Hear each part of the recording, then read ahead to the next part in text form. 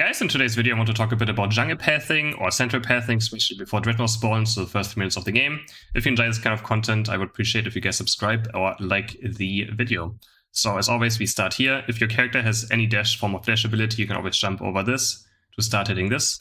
And then depending on where this spawns, right, it can either spawn here or here, the thing will walk. It always walks towards the Ludicolo, pretty much. So we do this, we wait until this spawns, we take this, we go here. And this is the normal jungle path, right, to Corpfish, and then ganking lane. So this heavily depends on 2 things. Which lane do you want to gank for? Do you maybe want to counter gank the enemy jungler? Or do you want to play for your strong lane? So you obviously want to play towards the lane where you think either they need support, because if they get rolled over, game might be over, or you want to go to the lane that snowballs the hardest and has K potential, right? So what I like to do is, I look at our comms, I look at who goes top, who goes bot.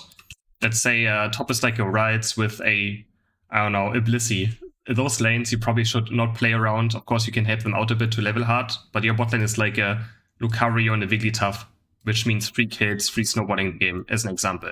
So what I like to do is, we go here, and then we do this as well, and then I kite the camp towards this position to then go here and here. So what other people do is they do this rotation, but I feel like I play a lot around my buffs. I want my buffs to be on cooldown as much as possible, so I don't like delaying this respawn of time of this. So yeah, we do this, I go here, I will kite the camp towards this, and then I just do this, and then we can gank bot lane. I don't think it takes much more time. It just, again, it allows me to do my buffs faster. So we are done by like 9:10, around 9:10.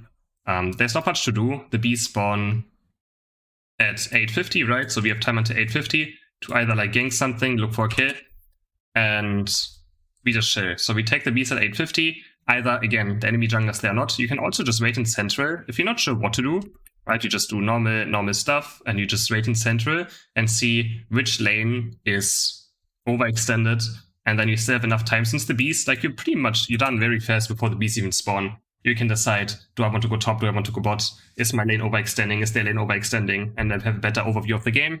Or you just decide early on, after this Corpfish is where you want to go. So what I like to do is, after the bees, I instantly recall. So let's say I ganked top lane, okay? Then after the bees are down, I don't waste time, I instantly go back here. Unless we got kills, then I maybe look for a score. But if not, we take bees, we instantly go back to our buffs, do our buffs again, do a full rotation.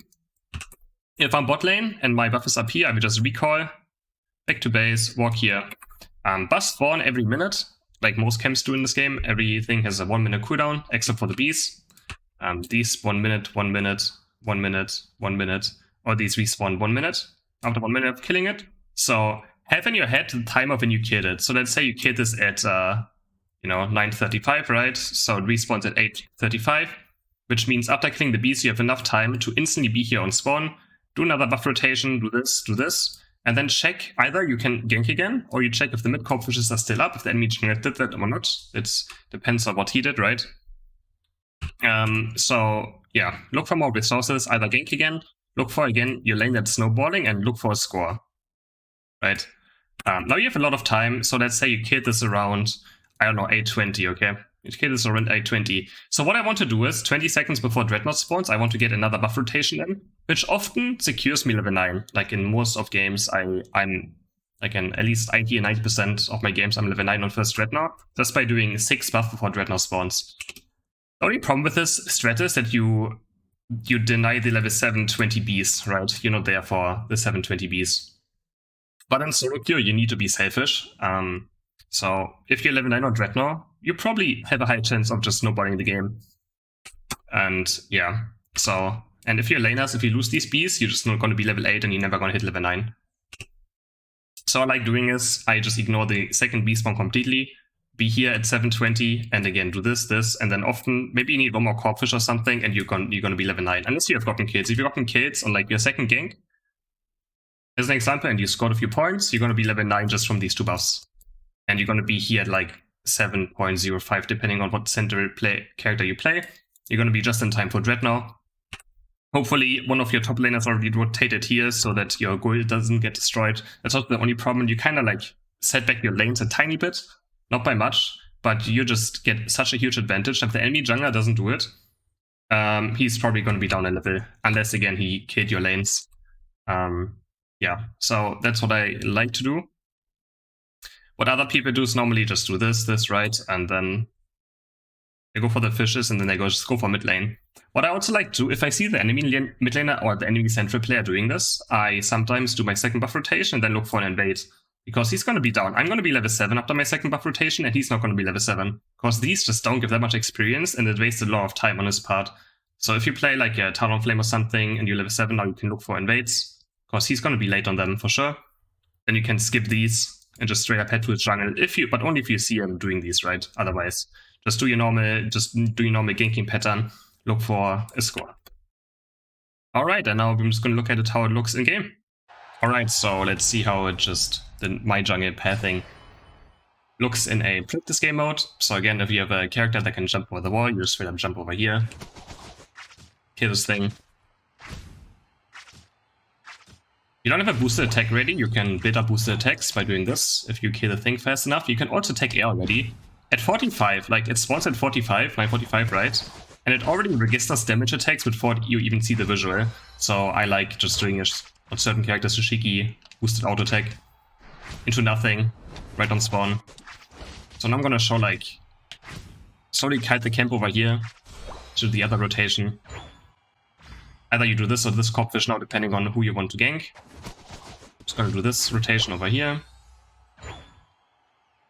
Decide to gank maybe bot lane. I saw my bot lane might be stronger, so do this.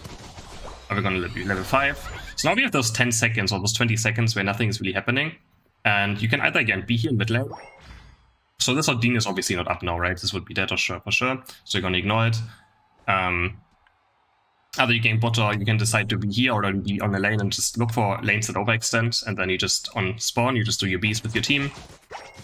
Which I'm gonna get all the experience here, but like if any jungler's not there, it's very realistic, especially as a Talon Flame, to get all the experience.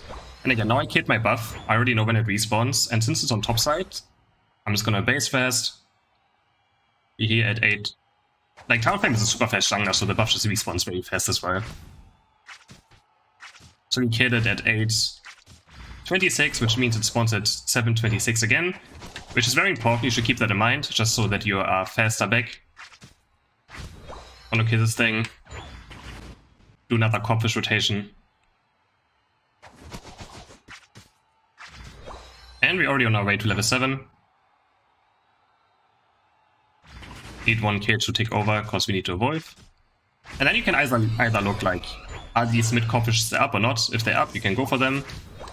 1 or 2, depending on, again, if they're up or not. And then you just can look for a gank again. Remember that the buff spawns, you timed it in your head.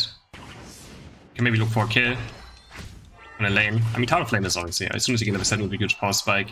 I'm not going to score now, I'm already like so over leveled because I got all the bees. But now I already respawning, I'm already going to base again. Just to be ready for my buff. I'm not going to, like, so I just don't want to waste time. And that's the main goal of this.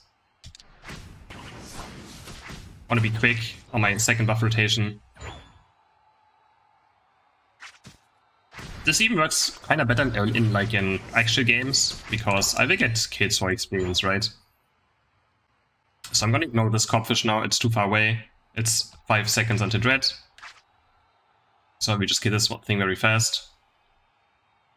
So I probably would be 9 already in a real game now, just by probably having scored or getting 1 or 2 kills. And yeah, now we're already level 9. A bit slow in this practice mode, as I said, but I know we're ready for the DREDNAW. Hope you guys enjoyed the video. If you have any questions about it, let me know if you think this is the way you should be played in solo queue. Again, this is more for solo queue. This is not a pre-made thing, because in pre-mates, let's say 5-man stacks, you have to play more around your lanes. But I think even this could work in pre-mates pretty. It's a very selfish playstyle, but it optimizes your jungle road and is very safe. Also, it stops you from getting invaded, because you're not the one that's here, right?